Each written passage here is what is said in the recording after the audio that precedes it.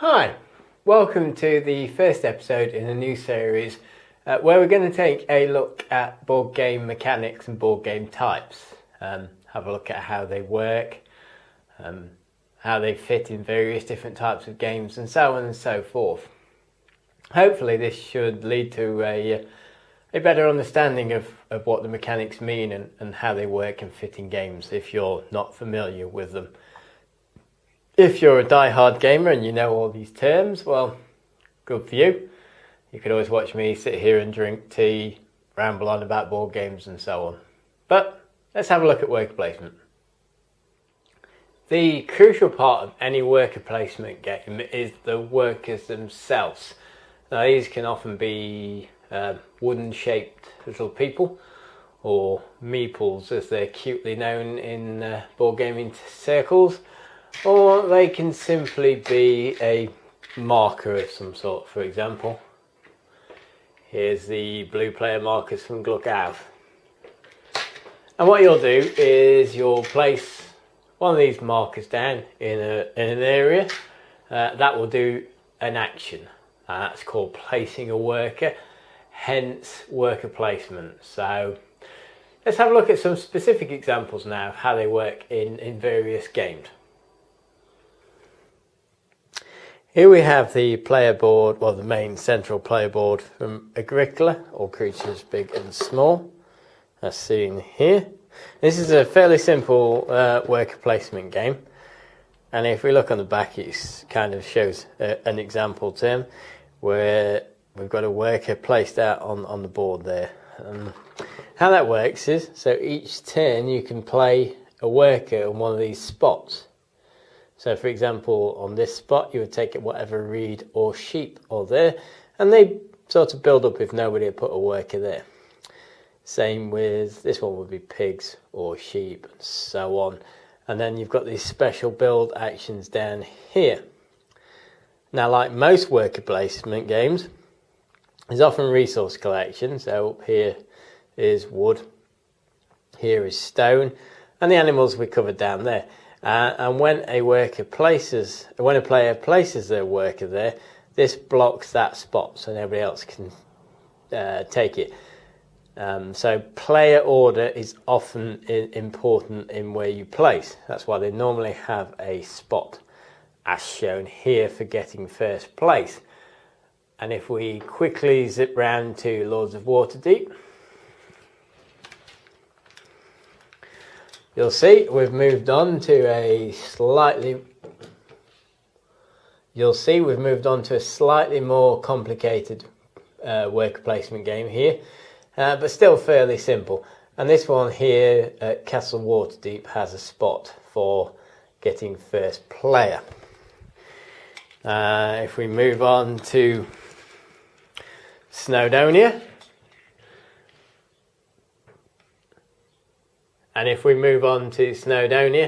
we're sort of moving slightly up here in the complexity of worker placement games. But you'll see there's a spot here as indicated by this train. This gets you the first player marker. So every game in the worker placement game normally has a way of getting first player. Gluck-Out, as demonstrated by here, does not actually have a first player marker anywhere on the board.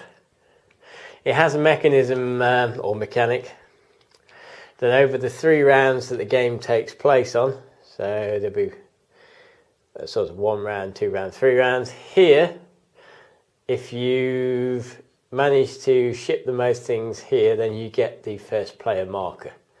So that is operated slightly differently there. There are many different types and complexity levels of worker placement games. For example, as we've just shown, there is Agricola, all creatures big and small, which is like a very streamlined version of Agricola, but for 2 players. It's fairly light. As I've shown in the video just now, you can see there's not that many choices of actions to do. It's pretty understandable. Good game. This is one of my wife's favourites, and she's relatively new to the gaming hobby. And then, sort of moving up, we've got Lords of Waterdeep here, which is Dungeons and Dragons themed worker placement game. We'll just go and take a look at it now, and then we'll come back. Okay, so here we have the board for Lords of Waterdeep. And this one is pretty straightforward. At the top here we'll have spots for quest cards, and you can place a worker in these 3 spots. So it's not too difficult to block this because it's 3. So even a 5 or 6 player game you might struggle, but each one gives you different options. So quest and 2 gold, quest and intrigue card, quest that's discard all the quests and draws. And the other spots are pretty straightforward. So yeah, spot for the different coloured workers, spot to get first player. It also gives you an intrigue card, so that's the spot I showed earlier. Like I said, in a lot of worker placement games, getting first player is key. So you have a spot, and then there's spots to make buildings. And in this game, the buildings will have a different sort of value on them, but they'll normally have another spot to put a worker on. If you check out my Lords of Waterdeep review, you should see that. And it happens over a variable number of rounds. And one of the other things that a lot of worker placement games do is you can get extra workers. So in Agricola that I showed earlier, actually no, in Agricola or Creatures Big and Small, you can't get another worker, but in its bigger brother Agricola you can. But here on this one you just get an extra worker when you get to turn 5, so that gives each person an extra worker. So that's Lords of Waterdeep's worker placement mechanics. As you can see, they're very straightforward and not massively Dungeons and Dragons themed, but I think the sort of feeling of Dungeons and Dragons does come across a little. But it's otherwise a good worker placement game. Okay, so that was Lords of Waterdeep, and then at a similar sort of complexity level, we have Gluckav, which for any Americans watching here is Coal Baron. Gluckav, it's not too hard. Anyway, this is a very lightweight Kramer and Keesden game and operates a slightly different worker placement mechanism, which let's go and have a look how this one works. Here we have Gluckav, or Coal Baron. And what happens here is over 3 rounds, you'll get to pick up either cards or coal cubes, move the coal out of your own personal mine, deliver the coal, or get money. Now, I'm going to do a sort of in-depth review of this one, but suffice to say, this differs in the fact that if blue player puts a worker here, so to get the 10 movements from the mine, then if I was a red player, I could put 2 markers there. And if I was, say, the yellow player, I could put 3 to still use that spot. And you have a limited number of workers to use per round. And when you run out, you're out. When everybody's out, that's the end of the round, and you count up some scores. First player is decided by who shipped the most, as I discussed earlier. And then you carry on again. So you're managing the number of workers, and ideally you don't want to spend more than necessary, but sometimes you might need this spot or the money spot, or you might really need a piece of coal that's come out from the coal bar. So that's Gluckav. This is an excellent game. I think it's a better introduction for those people who are put off by the Dungeons and Dragons theme than Lords of Waterdeep is.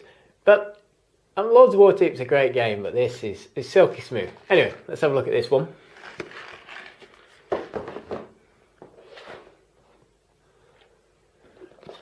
Moving up the complexity level a little bit, we have the right game. We have this one. This is Snowdonia. Now this is a worker placement game where you put all the workers down and they resolve in order. We'll have a look just now. Let's have a look at that, shall we? So here we have Snowdonia, and Snowdonia works in a slightly different way to quite a few worker placement games. You'll place workers down going in player order in a clockwise direction, that's normal. But you'll notice on the board here we have spots A through to G. And on each spot, depending on the number of players, for example here in 3 player, we have 1, 2 and 3, and they give you a certain action. So on this spot they'll give you 3 cubes, for example, you know, iron, coal, so on. If you use spot 3, it'll give you first player. These change depending on the number of players, because obviously 2 player you want to tighten it up, and in 5 player you might need more spots. Anyway, so it goes A, 1, 2, 3, B, 1, 2, C, D, E, and so on. Now the trick here is you might need to put a worker down on the make iron bars spot here to get the iron bars, but you might need to choose that spot first because there's only 1, but you might not have the resources, which means you might need to get a worker here to get the resources to make the iron bar. So you're going to have to gamble on blocking that first, but get into this, and it activates in that order. So that's how Snowdonia works on for worker placement. Moving up complexity slightly to sort of a midweight game, we have Snowdonia. And this uses a slightly different worker placement mechanism or mechanic, where the workers activate in order. You place them and then they activate. Normally, when you place workers, there isn't a strict order per se. You'll just, each player will put a piece down and then they get to do that action that nobody else can. Or they put it down and do it, and then somebody else can put another piece down or 2 pieces like in Gluckaf. This one activates the workers in a sequential order where they all go down first. Let's have a look at how that works now, shall we?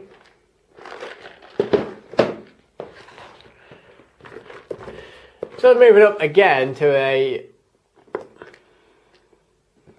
moving up the complexity level again, we have a game like Trois. Now this uses worker placement, and it uses it in a pretty traditional style where you put the workers down and you do the action.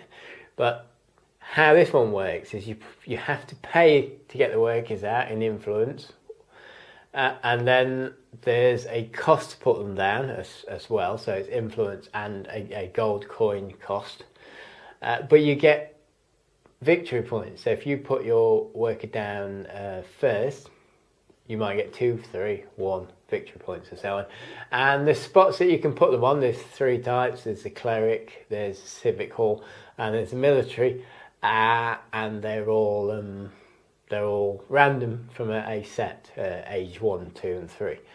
So that brings that sort of difference in the worker placement mechanics, and it also adds a dice element. So in this game, the number of workers you place on a separate part of the board for civic and military and the church will give you a set number of dice, and when you place a worker, you divide the dice by a certain number and it gives you that many actions. I'll be doing a run through of this soon, sort of review style video, so stay tuned for that. Of course, there's always the mother of all worker placement games, Caverna. Should we get this out?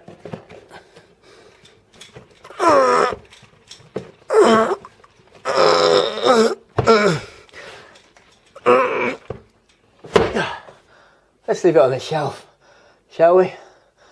Caverna. It's heavy. It's worker placement. It's dwarfs.